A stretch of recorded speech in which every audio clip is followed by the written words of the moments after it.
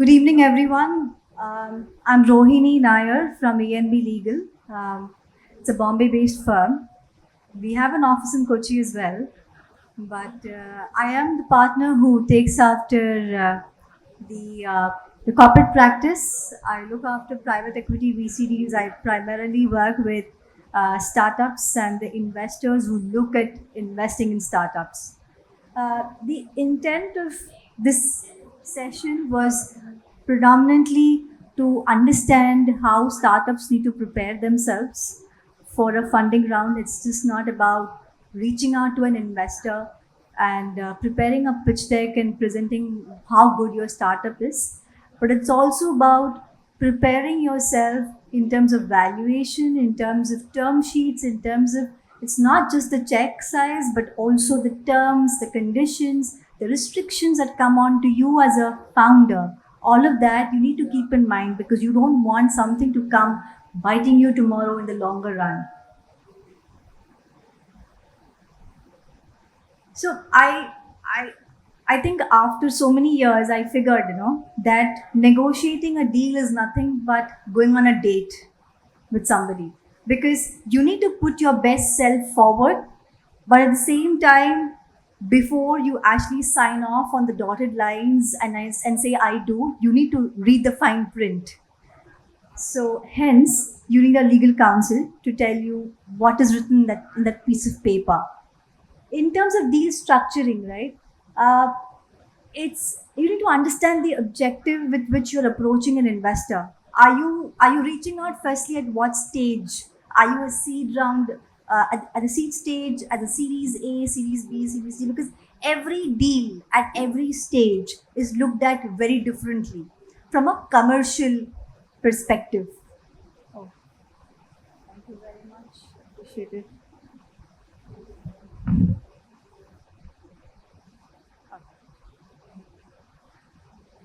Again, valuation and equity distribution. Again, in a deal, what is important to know is that are you looking for equity dilution or are you looking at debt? Because both of it is looked at very differently. Also, the terms differ.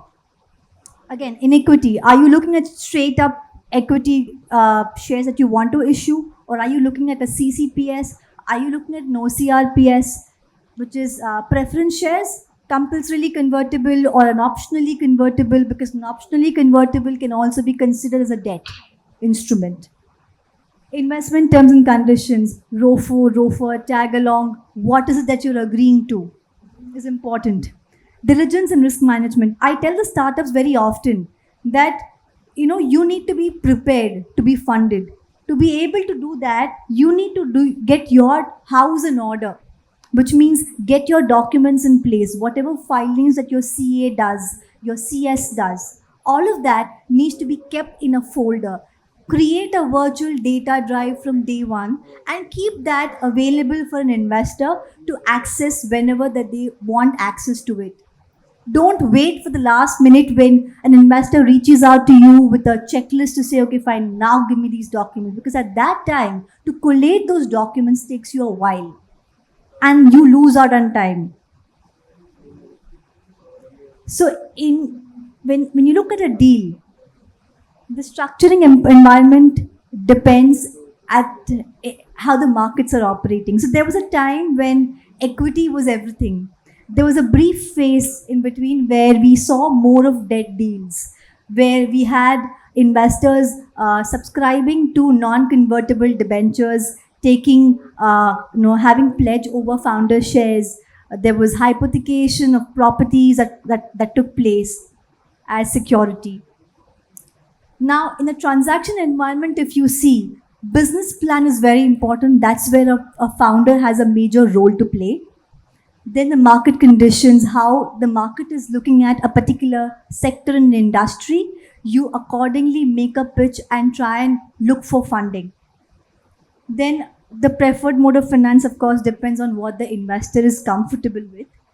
And of course, the transaction character in terms of how is the funding intended to come. Today, you also have a gift city. So therefore, in case an investor who's a foreign investor is wanting to give you debt, you can also look at moving that money from overseas to the gift city as debt, because in which case ECB regulations, external commercial borrowing regulations do not apply, and then get that money into India as equity infusion.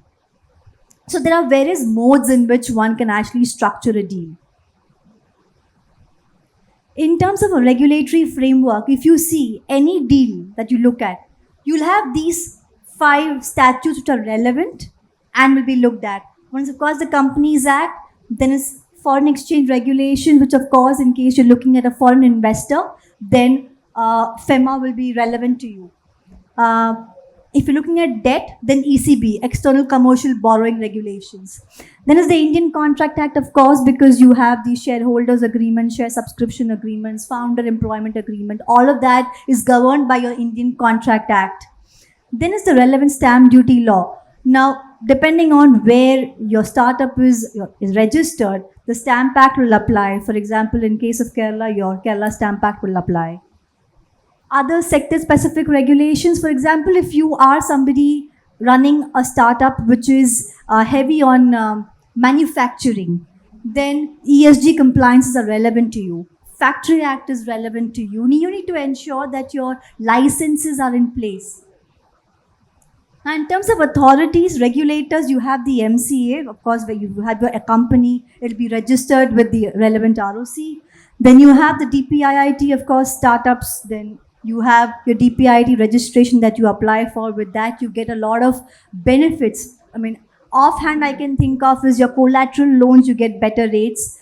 If you are doing a trademark, I mean, any IP registration, any trademark, copyright, patent, all of that, you get subsidies from the government, which very few people know of. You get a 50% subsidy on your government fees, which means in case of a trademark registration of 9,000 rupees government fee, you actually end up paying only 4,500 towards your government fees. That's one example. Then you have the RBI, of course, in case you're looking at raising funds from overseas, your RBI regulations will kick in. Now, in terms of any venture capital funding, right? Your framework, now here is the first thing which goes into discussions with your investor. One is your stage of funding. Generally, as a startup, you'll always see that the first 2 rounds of investors will always be your friends and family, and it is preferred to be so. You should not look for any external funding, because at that point in time, you're actually looking to have complete control on your operations, on your business, everything. So your friends and family would actually support you better and will not really negotiate much on the terms of the investment. Then is your valuation. Now, friends and family, you can peg whatever valuation it is that you want, and I don't think they'll question much. But when you reach out to an angel network, or like you have the Kerala Angel Network, you have TIE, you have Chennai Angels, or even these micro VCs that you have, they will set a valuation to your round. Then is the term sheet. Now, term sheet is a very important piece where before you sign the dotted line, read the fine print, because once you've signed off on that, you can't go back on it. And there have been multiple deals that we've seen which has fallen off because you signed off on something which you didn't even realize had implications on you. And then by the time you realize, it was too late.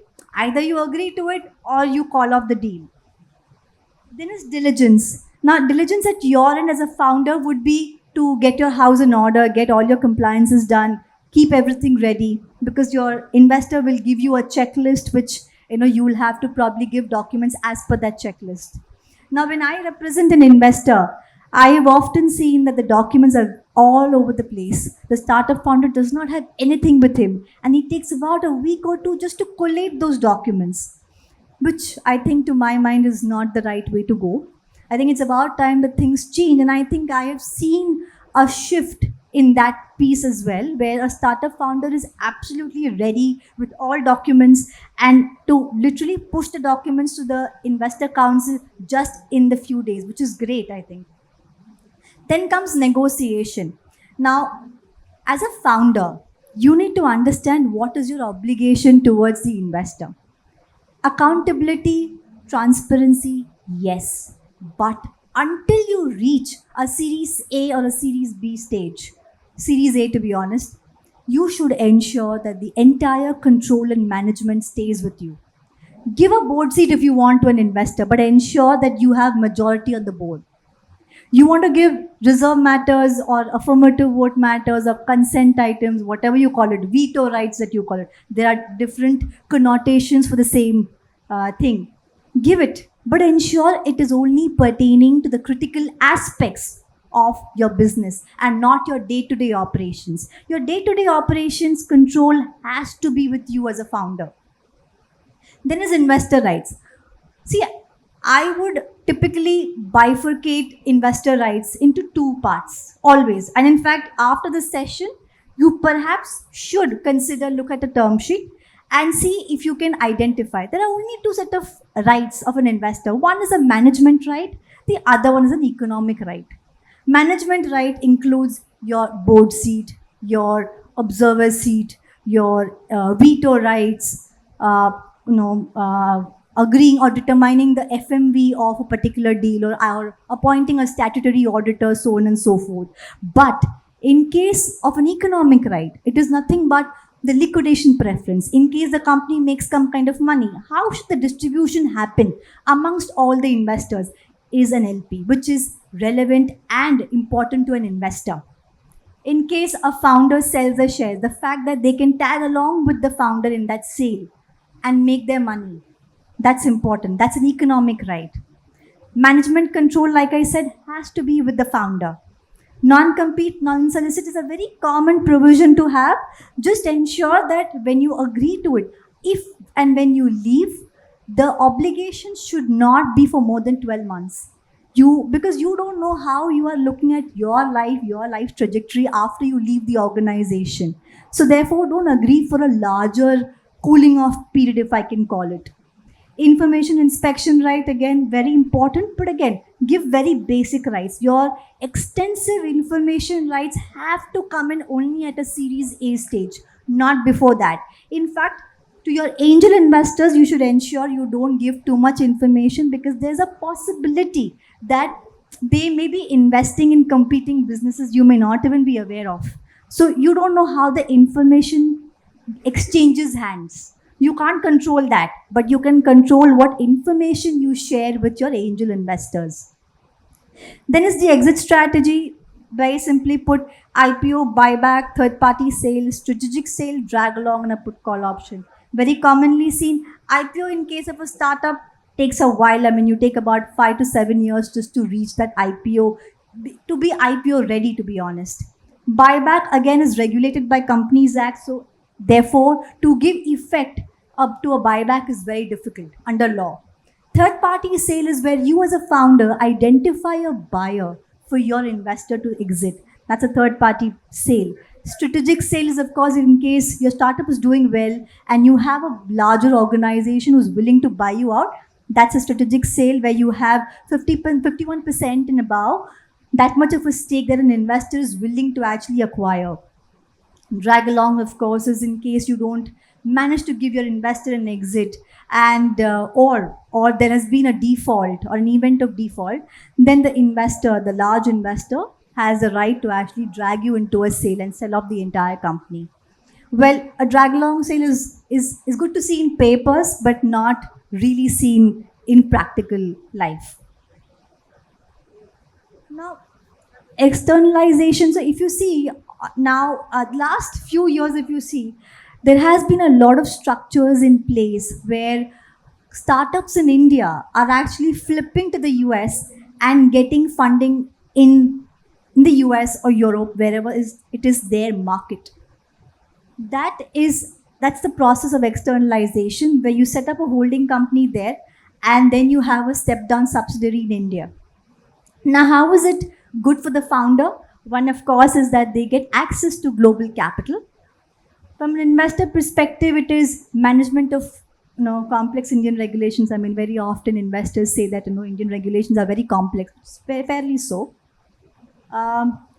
In case of overseas, in fact, I have a client who's in fact almost going to be listed in NASDAQ. Listing overseas is much more comfortable and easier to do than actually in India. Like I said, in investors' case, environment for investments is quite relaxed. So therefore, there are not too many restrictions as much.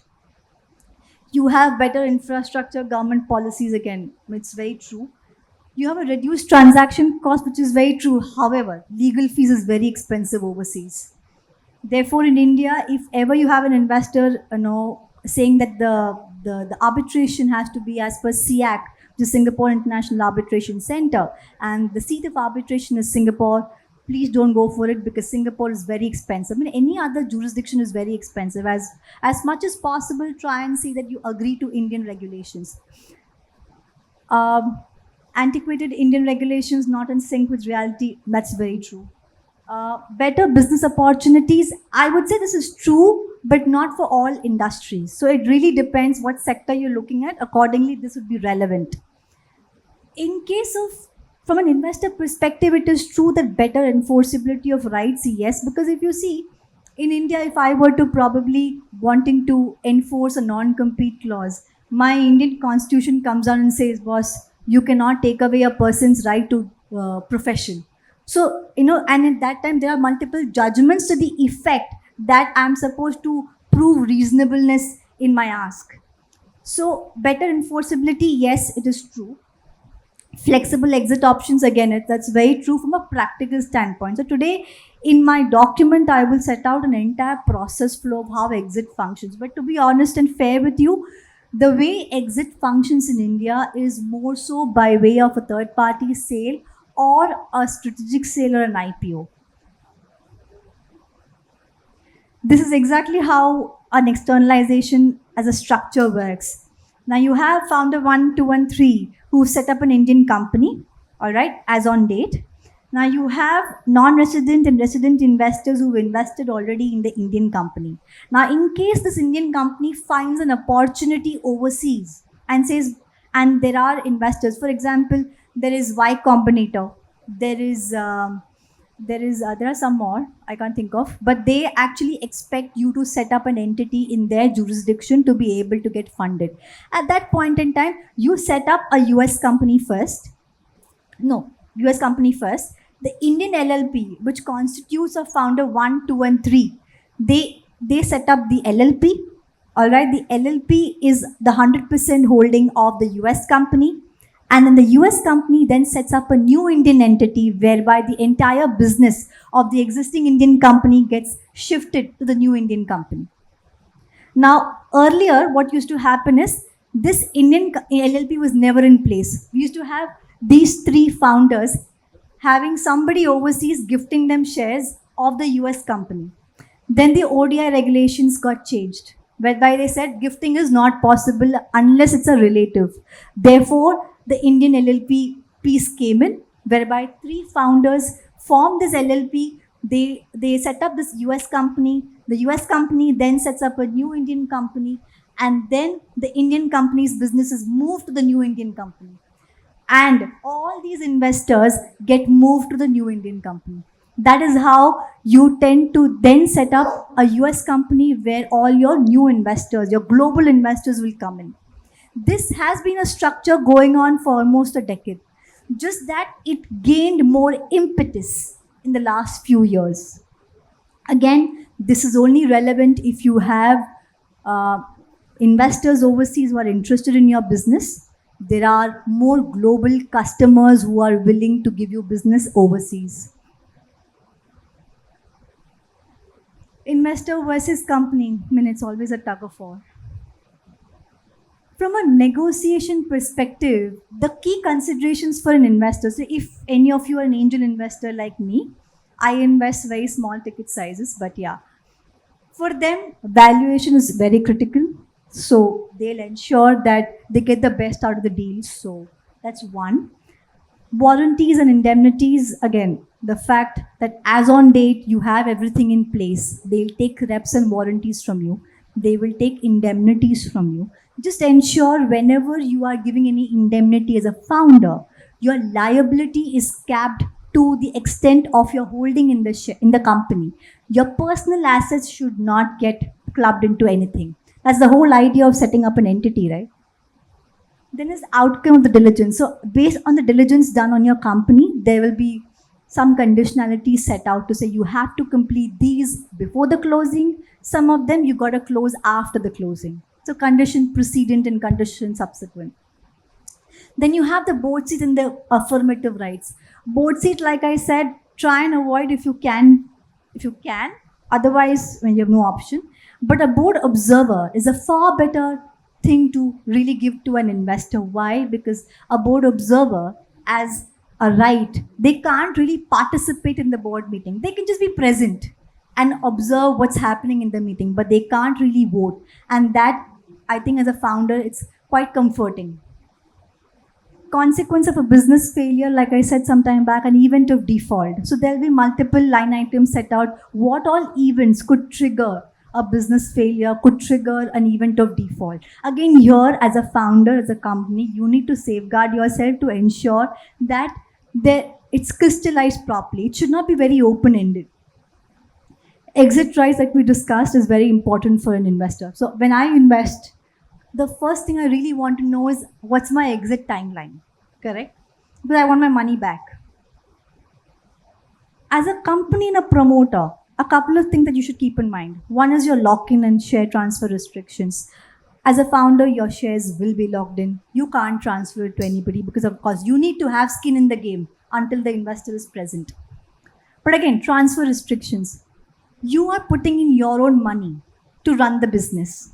Then you have investors coming on board, but you also need to make money. So therefore, at a Series A stage, maybe, you need to have a flexibility to transfer at least 5 to 10% of your holding to somebody so that you make some money out of it. That's called the liquidity, promoter liquidity basket.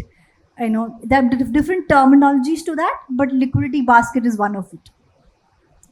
Control over operations, I think I can't harp more on this particular piece because it's very important as a founder to have control. Personal liability, like I said, ensure that your personal assets are safeguarded. Non-compete, you can't really be doing any competing businesses while you are part of the company. It's very common to have. Drag along right in case there's an event of default or you can't give an exit to an investor. Then give him the right to find a buyer and sell off the entire company because the ship is anyways drowning. You might as well take an exit and leave. Investment being proportionate to the rights given. That's very important. So for every stage of investment that you see happening, your rights that you give to an investor has to be proportionate to the check size that the investor puts in. Now, because we have a lot of startups here, we thought it's relevant to probably discuss some aspects of the term sheet. So what's a term sheet? The term sheet is the first thing that comes on to a founder from an investor. It's basically executed after a pitch session. It's depending on the kind of deal that you are doing, the term sheet will accordingly be structured. It will basically set out the preliminary terms and conditions agreed between the investor and the company. Now, before investing in company, committing time and money for diligence, this is the document which is executed. It serves as a blueprint for developing and more so building a relationship between the company founder and the investor. There are two components of a term sheet. One is the economic right, the other one is a management right. Economic, whatever affects the economic, whatever affects the investor from an investment perspective. So types of security and conversion rights. Now, if you look at an iSafe, so SAFE as a concept existed in the US, still exists. We have an equivalent to that in India. If you see an iSafe, iSafe is a very bridge document which does not talk about valuations today. It talks about a futuristic round where there will be a floor, cap, and discount. So all that conversions will happen whenever you do a price round, which is only fair because you don't know today how the company will do. So therefore, based on your trajectory, on your vision for the company, you take money against an iSafe. The amount of investment is what matters. Then there's a pre-money, post-money valuation, which will actually not come in the ISAFE. It will technically come in a SSA, HHA kind of a thing. Dividends, again, not very relevant to a startup because you're not making profits. So dividend distribution is not going to happen very early on. Liqupref is in case the company makes some kind of money, or there's an asset sale that happens, or you go in for a merger, demerger, then the kind of liquidity that the company makes, it gets the rights get passed on to your investors. Exit rights, again, is something which matters to an investor. From a management right perspective, what matters to them is founders not transferring their shares. So there being transfer restrictions on the founder shares. Second is certain rights and privileges of an investor, like information right, visitation rights, veto right.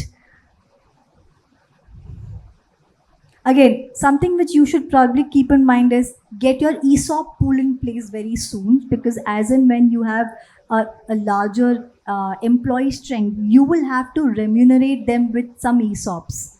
It's better to have it created early on.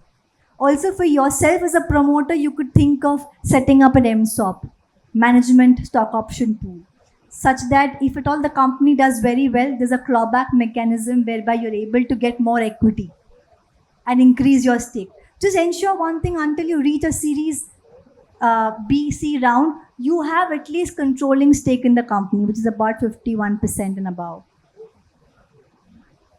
Now, the rights of an investor that you generally see in an investment document, or even a term sheet for that matter, is an anti-dilution right, whereby, to basically protect an investor from a down round, right? So in case you do a down round, then you have to make good to the investor by either issuing them additional shares or giving them money. Tag along generally happens when a promoter or a promoter group is selling their stake. Then the investor has to tag along with them, has a right to tag along with them in that sale. And the founder cannot really sell that stake unless and until the investor is given an exit. And that is pro rata. So that if the founder is selling about 5%, proportionately the investor can also tag along with the founder. Preemptive is good for the company, because tomorrow, if at all you're doing a subsequent round, then the existing folks have the right to participate in that round to the extent of their pro rata entitlement. A ROFR is nothing but in case any shareholder is willing to sell, they have a price from a third party, offer it to the investor. If they want to buy, well and good. If not, they can go ahead and sell it to whoever that they want. Then is voting rights. Voting rights is something which anyway under law, under Companies Act, every shareholder anyway has it. That's fine. Then you have information inspection rights, like I just mentioned. Then you have the Liqupref, again, where you make payouts to an investor in case the company has such liquidity. Then you have a board seat. Again, as an investor, as a founder, do you need to give a board seat to each and every investor of yours? No. You can give it to one of your larger investors. Also ensure at every stage you tend to put a threshold to say if your holding falls below a particular percentage, you tend to lose that right. It's important to have that in place from day one, so that in your subsequent rounds, you don't really need to negotiate so much with your existing folks. And also, as you go larger, your incoming investors would not be comfortable sharing all the rights with the existing folks, because their rationale would be that I'm coming at larger valuation. Why should I share a right with these folks? Because they came at a lower valuation back then. Then you have the affirmative rights, where of course the veto right, you set out a list of 10, 12 items where an investor has a veto right. You can't proceed without really getting the blessings of the investor on those items. Then you have the exit rights. Now, in terms of exit strategy, there's a good case, there's a bad case. Event of default, not a good case, because one, the company is not doing well. For example, if at all a founder is involved in a sexual harassment case, very bad example, but yes, and the investor calls out calls it out as an event of default. One, it affects the valuation of the company because the market is not too big. The word spreads. Valuations get affected. And so the investor wants to really take an exit as fast as possible. So they try and exercise their drag or get the founder to exit. All of that could happen. Then is a promoter stake sale. Of course, like I said, if a promoter is selling with the consent of the investor tags along with that founder in that sale. Then you have breach of shareholders agreement. Of course, there have been scenarios, unfortunately, where we've seen that a founder refuses to share information. He just misses out. He misses out on his obligations as a founder. And therefore, the investor calls it out as a breach and calls upon the founder to give them an exit. So accelerate your exit, right? So if at all the founder was supposed to give an exit in 5 years, and if this breach was triggered in the 3rd year, then the investor comes back and says, boss, I'm accelerating my exit right now, you give me an exit immediately. Never really happens, but yeah, it's a right which you have. In case there's a change in control, because of a promoter's stake sale, if there is a change in control, which is 51% and above of the promoter shares is gone, then the investor has the right to trigger a 100% sale of their shares. Then, of course, investor voluntary sale is if at all the investor wants to really take an exit, they can identify a buyer and just sell their shares. These are the broad exit mechanisms that you see in any investment document. I cannot think of anything else in my last X number of years. One is an IPO. IPO again takes a while. Then you have a buyback, which is regulated by the Indian Companies Act, which again is not very easily possible because you require that much surplus, that much reserves to be able to really give effect to buyback. Then you have a tag along. Tag along triggers when a promoter is taking an exit. Then you have a third party sale where, in a series B round onwards, if you see series A onwards, the intent of a founder is to clear up his cap table. Because up until series A stage, he's already raised money from 20 odd people. But it's about time he starts cleaning up his cap table. So what does he do? He gets an incoming investor, any new investor coming in, a series A investor, like a private equity investor. What they do is they say, fair enough, please give exit to some of my existing folks. So a secondary sale and a primary infusion. So a combination of secondary and primary transaction. That follows the third party sale. A secondary transaction whereby an incoming investor buys out the existing folks. That's how the company is able to give exit to an existing investor. At the same time, because the company needs capital at the end of it. So a part of it comes into the company as primary infusion.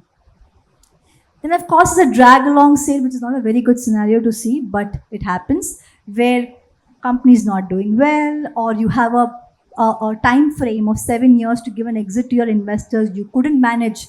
So what does an investor do? Investor says, boss, I'm finding a buyer. I will take everybody along with you in that sale. Come along. That's drag along sale for you. A cap table is the representation of the ownership structure of each and every shareholder in the company. Every deal that you see, your cap table has to be correct in all sense. This is exactly how your cap table looks like. A pre-investment cap table, a post-investment. Always ensure that your holding is on an FDB basis, a fully diluted basis. All right, even if it's a CCD, doesn't matter, compulsorily convertible debentures or a compulsorily convertible preference shares. Always ensure the percentage holding is on a fully diluted basis. That exactly gives you an idea how much does a shareholder have in the company.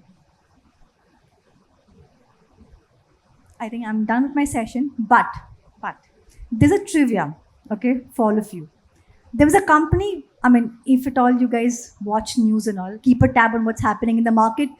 There's a company which currently was involved in a legal dispute with its investors over a shareholders agreement, primarily concerning a drag along point and the potential for a competitor to take out control of the company. This agreement has led to a court battle across multiple jurisdictions. Can somebody tell me which company is this? Sorry? Oh, no. You know, I made a point. I don't take up Byju's as an example. Wrong state. We're in Kerala. We should not do that, please. Our own state. Let's not do that. Any other guesses for this particular startup, which went into this trouble and is still going on, by the way? It's Shadi.com. If you watch the news carefully, it is they fell in trouble with their existing folk, but the existing investor actually, told them that they're going to exercise their drag along right. Now, why did this happen? Or what is it that they could have done better? Okay, let's look at that because we should take lessons, right?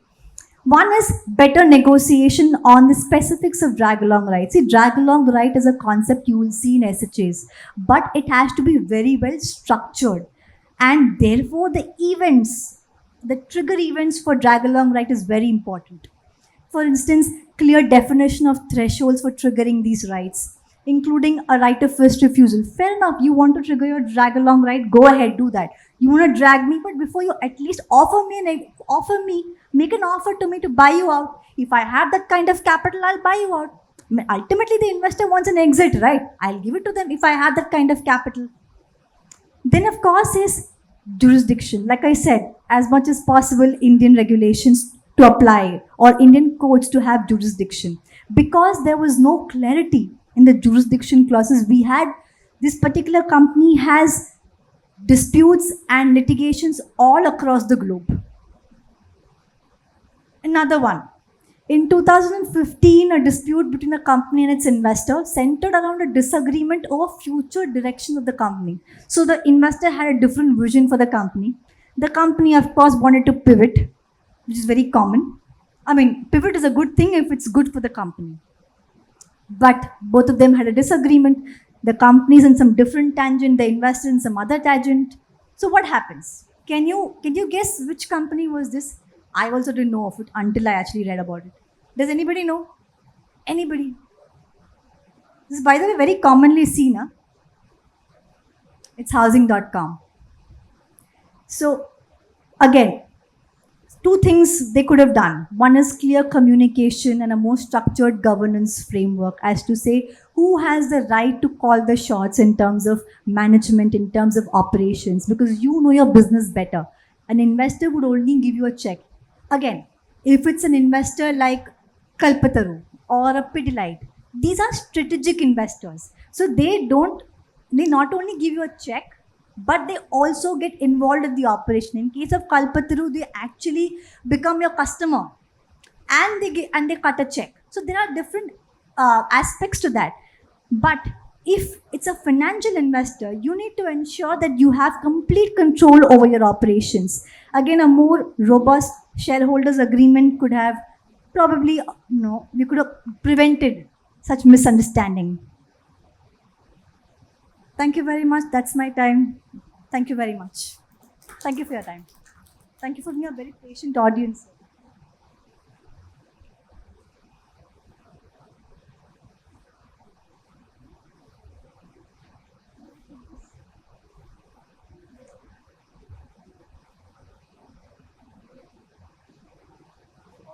Please. Sorry, I forgot. I should have asked. Please, shoot.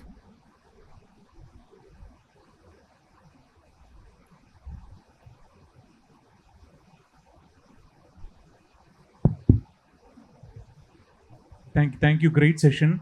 I have a question. You mentioned about Gift City and funds coming to Gift City that is coming as loan and then further disbursement as equity. Can you explain that a bit more? So what happens is that we in India we have a regulation called the external commercial borrowings. Any debt, any money that comes into India as in the form of debt, like a loan, has to be returned. Correct? That gets regulated by external commercial borrowings. Now, ECB guidelines are not very easy to follow because there's a manner in which you can use that proceeds. There's a time frame prescribed under law that you have to return the money. So therefore, there are a lot of restrictions. So as an investor, as a foreign investor, I will not be comfortable giving you that money as debt. So therefore, what they do is they park those funds in the gift city, because gift city is in Gandhinagar, but for us, it's a foreign jurisdiction. It's an overseas entity, correct? So therefore, Indian regulations don't apply. So what do? You park your funds there. So no ECB. The money comes from gift city to India as CCDs, as equity infusion. So what happens is there is no debt coming into India as such. It's actually coming as equity infusion, like towards a compulsory convertible debentures, and you set milestones to pay it back to the entity in gift city, whereby they are then able to pay back to the investor overseas. It's a debt eventually. Debt has to be paid off. And from Gift City to the Indian company, does it come as FDI or Yes, FDI. it comes as FDI? Foreign direct investment. So FEMA regulations, your non-debt rules apply. We only have two rules, non-debt and debt rules. Correct? So non-debt rules apply. Okay. And if I am taking it as a convertible note, does ECB apply? No. Convertible note is convertible into equity, no? Okay, then I don't have to follow ECB procedures. I don't need ECB approval. Correct. Convertible note is CN. So that goes under non-debt rules. Okay, thank you. You're welcome. Sure. So I have two questions. The Yes. first one is, I would just want a little more clear understanding on the drag along and the tag along thing, because for me, I think both of them were very Quite similar. similar. And the second one, just an extension to what the gentleman spoke. So that foreign fund which comes in debt in Yes. Gift City, so does the fund need to have a registered entity in the Gift City, or it can come to any other financial institution, and then that institution can lend money further to a company in India? Right. I will address the first one first, okay? So tag along is, I am going for dinner tonight. You have the right to tag along with me for dinner. Okay? But if I'm saying I have a drag along right on you, then I will compel you and I will take you along with me. So therefore, I as a promoter, when I sell my shares, you as an investor have the right to come along with me in that sale. So you will sell your shares along with me. That's a right that you have, or an obligation. Why is that? Because I as a promoter, I was supposed to have skin in the game. Be staying in the company as long as you are there. But because I got an opportunity or I need some liquidity, I say, fair enough, please let me sell my shares. So you say, fair enough, you sell, but I'll also come along with you, is what you will tell me. So that's tag along right, a right that you have to tag along with me in a sale. A drag is if you're not doing well as a company, or you're not giving me an exit as promised to me, what do? I'm an investor. I identify a company who can acquire the entire company. So I say, boss, I've identified a buyer now. Now you come along with me in that sale. So that's my right and your obligation to come along with me in that sale. You cannot refuse. That's the basic difference between a drag along and a tag along. Thank It's you. like my mother has the drag along right to take me to Ambalam every Sunday. That's her drag along right. Yes. Oh, the second question. Second question to your gift city is that one, the investor can have its own setup in the gift city where they can park their funds. But today, if you see in gift city, there are a lot of institutions which actually have a plug and play model. So they say, fair enough, you want to park your funds in gift city, don't have your own setup. We have the infrastructure, I will provide you. So you're saving cost. So it could be either. The regulations are open to both. And it's not very difficult to set up, have a setup in Gift City today. It's expensive, yes, but in terms of regulations, it's very convenient. I mean, up till now, it's convenient. We'll see how it goes. That answers your question, right? Perfect. Shoot. Hi. Hi. Yes. My question is related to the anti-dilution clause. Yes. How it is practically taken care? Is it like we have to issue additional shares to the existing investors free of cost, or how does it work? Can you explain it with an example?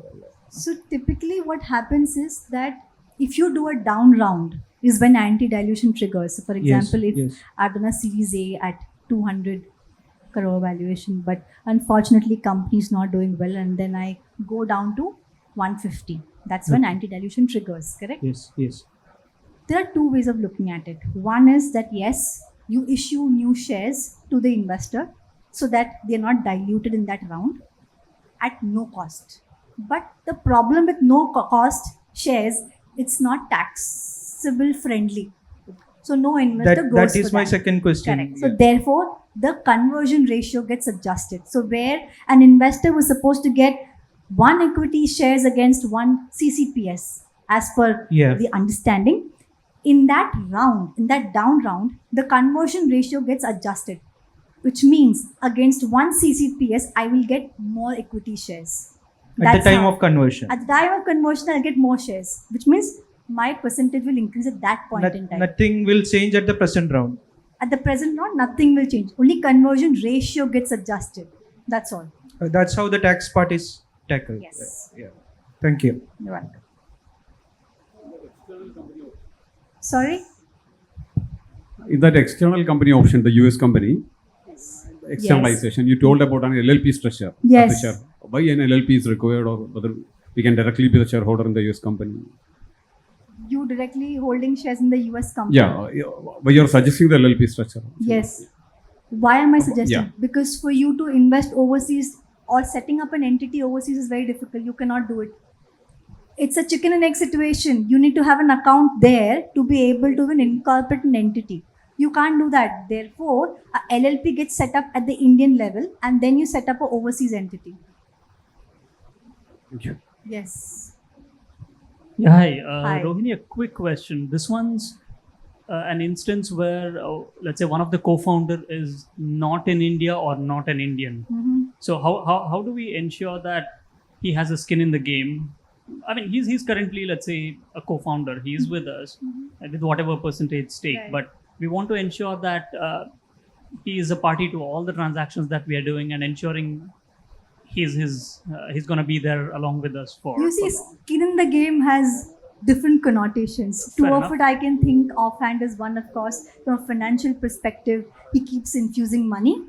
Second, of course, is he's involved in the management operations. I'm not sure what your ask is from the. So let's say that he brings in just one technology Yes. and say, this is my technology, it has cost so much, etc., but we have not valued it here. And then he is setting it. So therefore, whole activity has started. But now, just technology, what do we do with that? Because he has those rights with him. So we may perhaps not be able to sell it or anything like that. So in that case, how does this founder be made liable for anything which may perhaps go into that stage wherein default or something? One, of course, is I'm not sure if this is the right time to do it, but you can probably look at doing an employment agreement with him, a founder agreement between y'all. That is one. Two is that second question I have for you is has the IP for the software already been transferred to the company? If that has happened already, then that's his contribution to the firm. Did you issue him shares of the company? Yes. Okay, and what's his percentage stake if I ask? If I Maybe mean, 65. oh, it's 65, huh? All right, perfect. So then, okay. So, and you. Okay. To make it easier, technically he may be a founder. He will be a founder, right? He may be. He may, no. okay, He all would right. be a founder. Then one, get agreements in place, very important before even you get funded. I'm not sure if you're in the track of getting funded, but yes, get an a founder agreement between you all in place. Second is get your IP, which is there, safeguarded, and ensure that the assignment agreement takes place so that the ownership remains with the company. And the fact of the matter is he has the responsibility towards the company to ensure that the software is taken care of, is maintained well, because just having the software is not good enough. Somebody has to maintain it, etc. So get that in place. That will really be helpful for you. Yeah. So And there's a also, in case you're intending to dilute his stake, then do a rights issue, whereby get yourself some shares issued and get his shares diluted. Get him down. Okay. So just one follow-up on this. So in let's say now we have a 3-member board. One is the investor, another is another co-founder, and one is the majority shareholder co-founder. right? So we don't have a 5-member or 7-member. Yeah. So is there any necessity to do a minimum number or maximum number, increase the number of board of directors, which will Under be his regulation. this one? Under regulations, you're saying? Yeah, Under regulation, 2 directors only. only. Okay. So now in the event of some this thing, a board resolution is passed and 2 members are there on one side and 1 member is there on the other side. Can this other member, by virtue of his higher shareholding, dictate anything and say that? No, it's 2:1, no? Okay. So board resolution, is it the final or the total investor votes is the final in the AGM sort No. of situation? So first is board. The board has to approve. Only then the shareholders will approve. So at the board level, if you have majority, then you're good to go. His consent doesn't matter. Okay. Thank you. All right.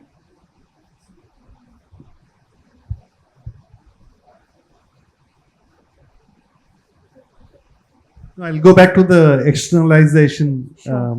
scenario. Sure. In that scenario, you had mentioned that the holding company is in the US and the subsidiary is in India, Yeah. and that we need an LLP to make that happen. But Yes. if the scenario is where we have the holding company in India and I Yeah. want to start a Operations shop overseas. in, let's say, UK, Yes. what is advisable? Do I need to have it as a subsidiary or should I set it up as a separate holding, like the example that he showed No. you? So only one of the entity can be a holding company, Yeah. correct? Now depends where is your IP housed, where is your investor base. If majority is domestic, then Indian holding company. But if Right. at all your investor base is overseas, then a holding company overseas makes sense. Right. Okay. All right. So in this scenario, it's still bootstrap. We have not looked at investors, but we are looking at starting business in the geography, the UK. Correct. geography. But correct. So setting up an entity is not very cost efficient. So Right. one, you do business there. I'm sure you already have a business Yeah. running there, but you don't have an entity in place. Right. Now, whether or not that entity should be a subsidiary or a holding company would really depend on the kind of investors you're targeting. Right. If your target investors are in India, then do a subsidiary. It's better. Right. But otherwise, but again, bootstrap. Holding company does not make sense overseas unless you have an investor interest. In the okay.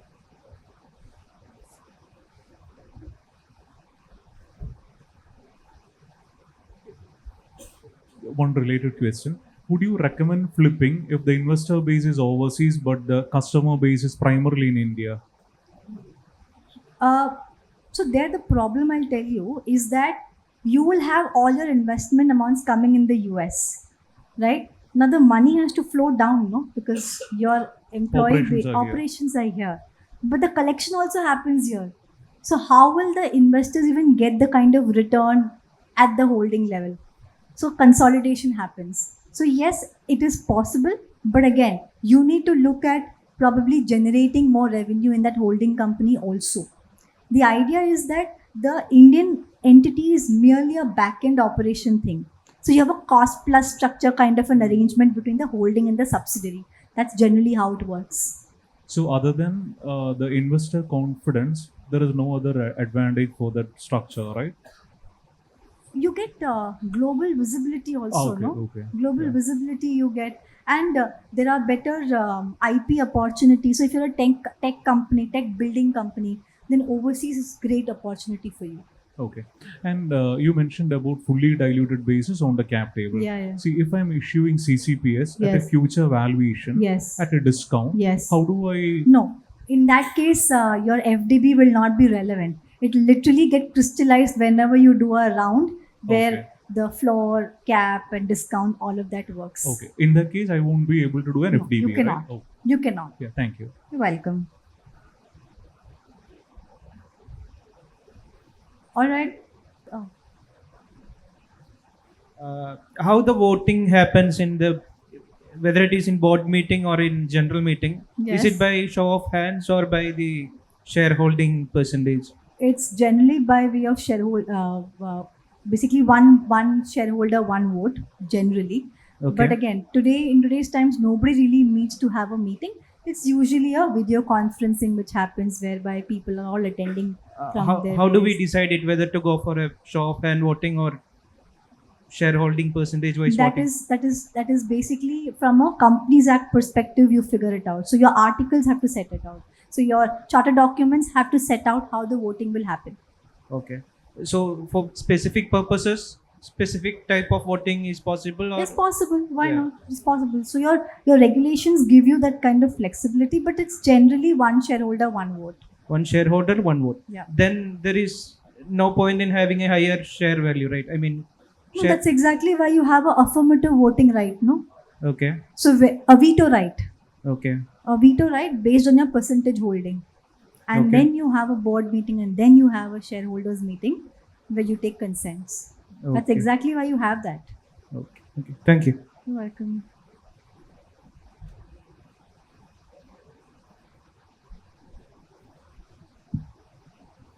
Hi, ma'am. Hi. Um, say that we don't have like 51% of the market. I mean, sorry, the shares. Okay, Of so the company. like you already given us like two examples like how it's gonna change the management. Like, can you like tell like more about it? Like how it's gonna be like different from like the earlier version? Are you already diluted? No. Then- No, what we're thinking is like we are like into like a very deep tech, like capital intensive startup. So like we have to raise like seed round and all. Right. So we are like expecting that the dilution part to be like happening soon. That's why I'm asking. But it won't be 51%, no? At such early stage. You're still bootstrap, I'm Yeah. presuming. Yes. 51% won't happen. It'll max to max be what, 10, 12%? You see, if that investor is giving you more than a check, apart from being a financial investor, is he also getting something else on the table? He has to value add, no? For Yes. giving him that such percentages. Yes. That's important. All right. Thank you very much. Thank you very much. Have a lovely evening.